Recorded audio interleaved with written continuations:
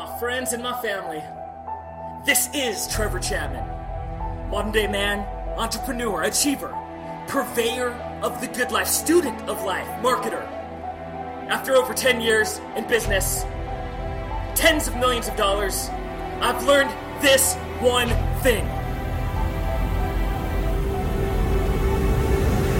There's too much noise. It takes tactics and strategy. You can't buy it, you earn it through experience.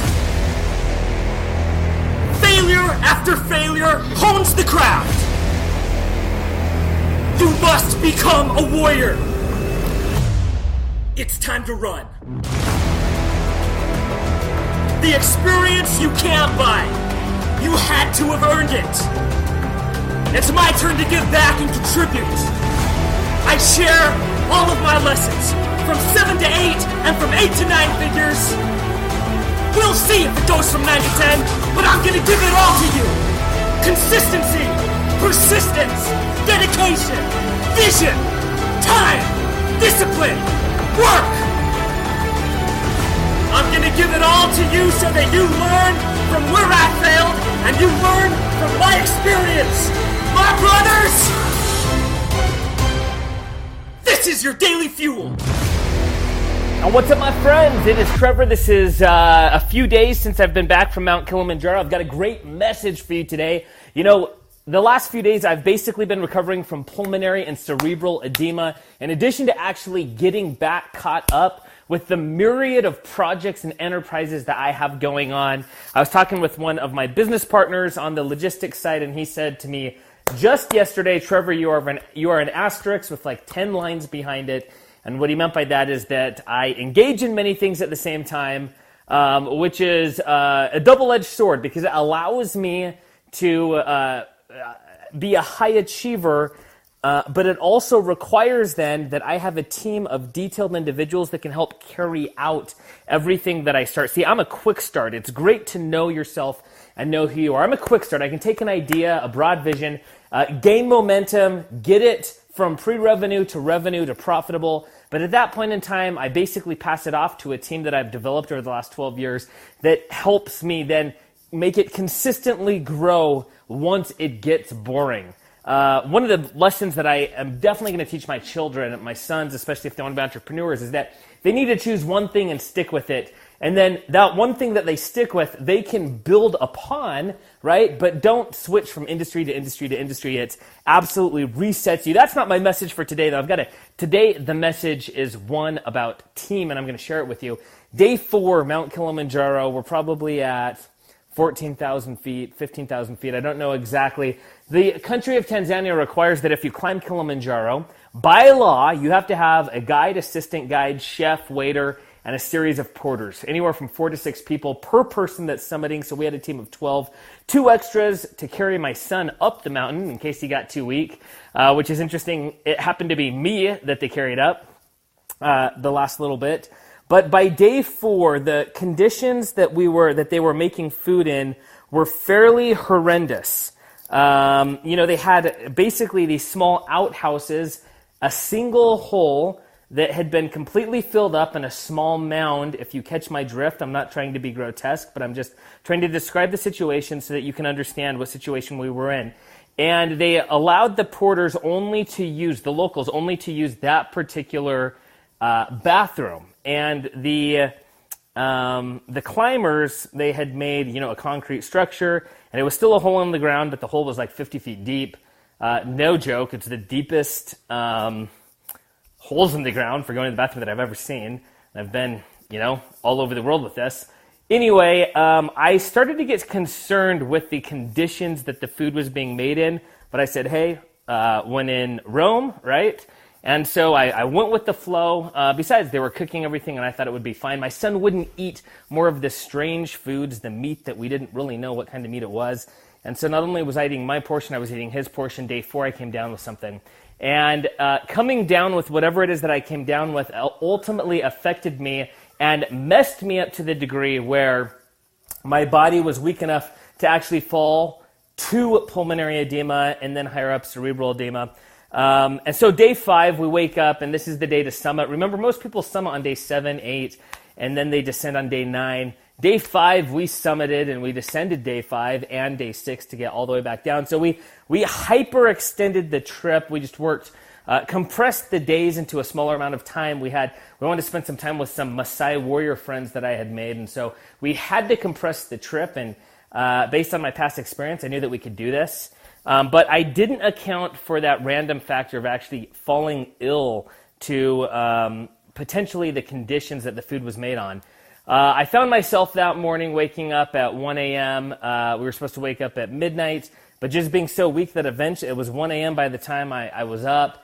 I got ready at 1:30 a.m. We are on the ascent now, and I find myself dragging. You know, when you're tired, you can still pull reserves. The runner that's running a race is still able to sprint the last 100 meters because physical fatigue is something that is mostly mental. Now, all the scientific people are going to be, nah, you got all this. I get that. But what I'm trying to say is that even when you are exhausted, you've got reserves that you can pull from. Your body just has them. It just is what it is, man. I've experienced it many times. But I found that I did not have reserves, that I was actually physically weak. And what was happening was the edema was stopping my blood from carrying the oxygen around. So my muscles literally did not have oxygen in order to function. Neither did my brain. And as I got weaker and weaker, I started to take fewer and fewer steps. And it got to the point where one of the strongest mental games I've ever had to play occurred. And in my mind, everything was saying, it wasn't like the traditional, oh, hey, this is hard, turn around and go back, this is hard, stop. It was, you've got something seriously wrong with you, stop right now. Now, this is where there's going to be people that say, hey, you idiot, you should have stopped and gone down because you put your life at risk. Here's the situation. I knew myself, and I knew what I could do well enough to know that at that time, when those thoughts were in my head, that it was a mental game, it was not actual danger, right? And so 10 hours in, this is continuing. At about the 4-hour mark, as the sun starts to rise up, I realized that I had to stop considering the option of not summiting. I had to just get that option out of my head for 2 reasons. Number one, I absolutely did not want ever for my son to see that out of pain, I made a decision, that out of fear, I made a decision. And so I said, number one, for him, I will not stop. I cannot let him see me stop. And number two, I cannot come home to my wife and my girls, my wife mainly, and say, Case, I didn't make it. I was too weak. That wasn't an option. So I said to me, I will go until I collapse, and they will have to drag me off this mountain. And that is actually precisely what happened. I understand the danger that was associated with that. I appreciate that. I've read all the comments by all the trolls online and all the well-meaning people who said, hey, dude, you should have turned back. You know, you put your son's life at risk, your own life at risk, et cetera, et cetera. The bottom line is this. This is why I'm talking about team.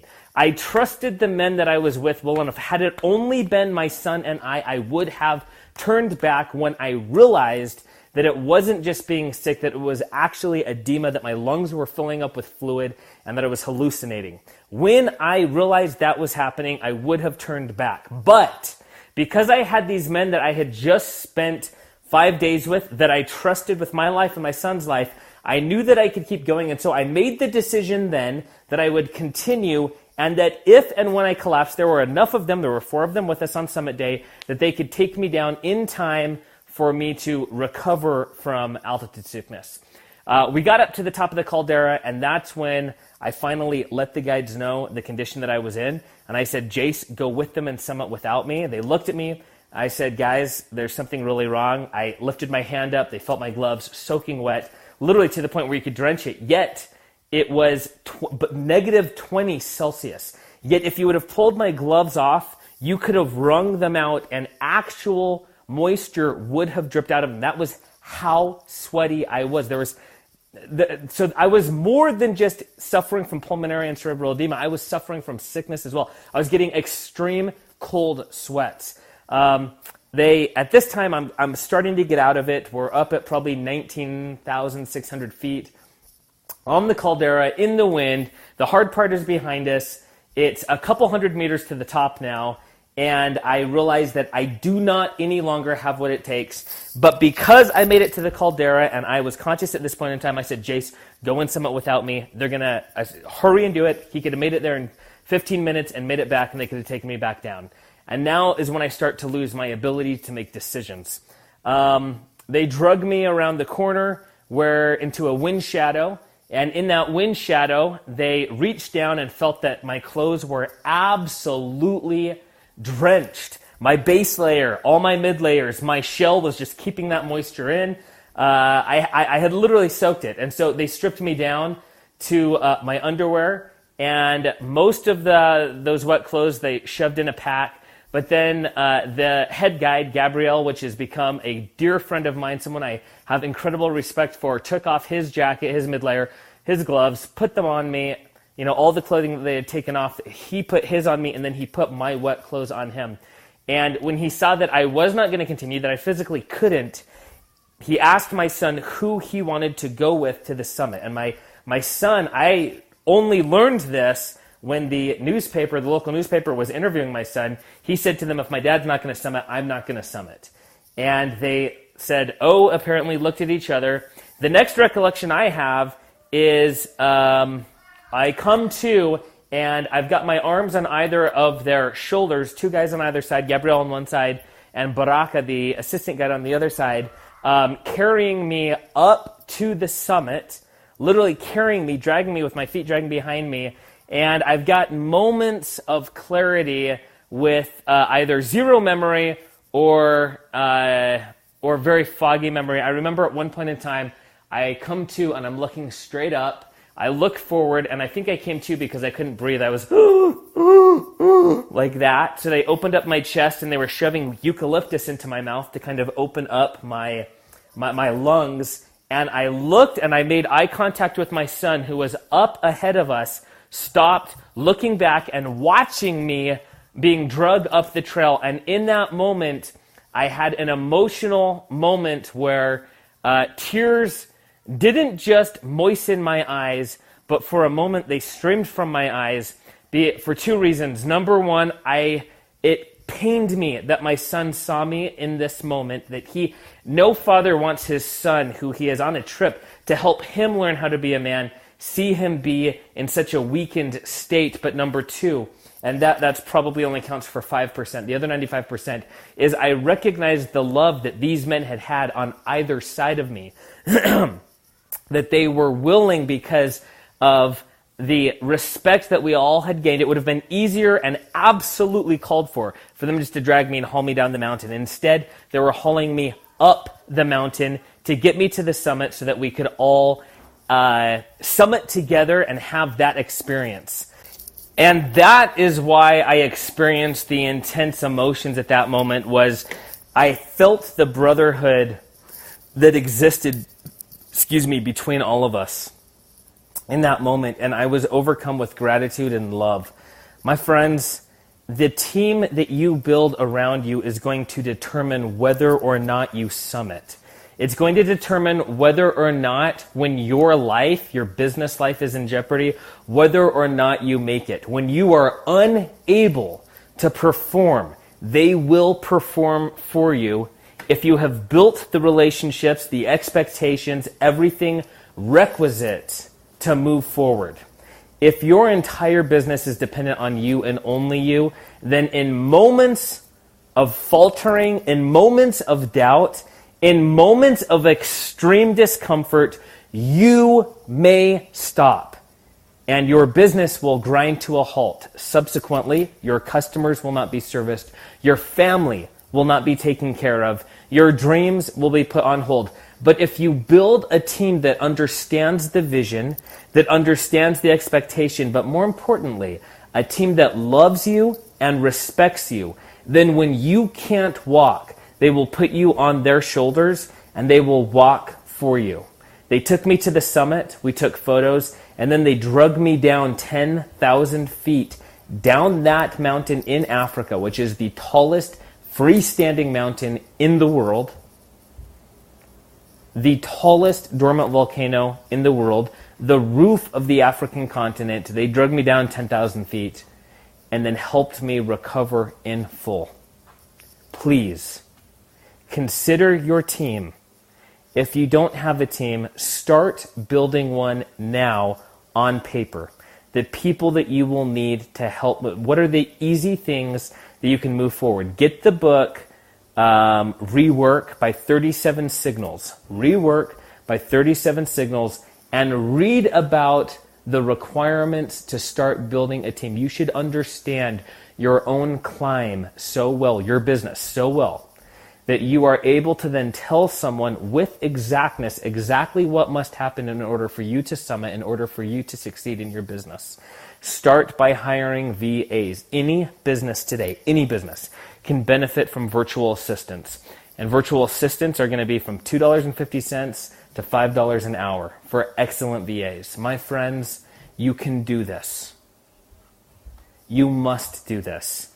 Build the team that will allow you to summit when you are unconscious, and you will build a business that will look after you, your family, your clients, your dreams, and your team's dreams. Much love and respect until tomorrow. If you appreciated this message, please share it with someone who is overworked. Please share it with someone who does not yet understand the value of a team. Please share it with the person that does effectively understand the value of a team, and let them know that you know that they do. All my love. Till tomorrow. Trevor out.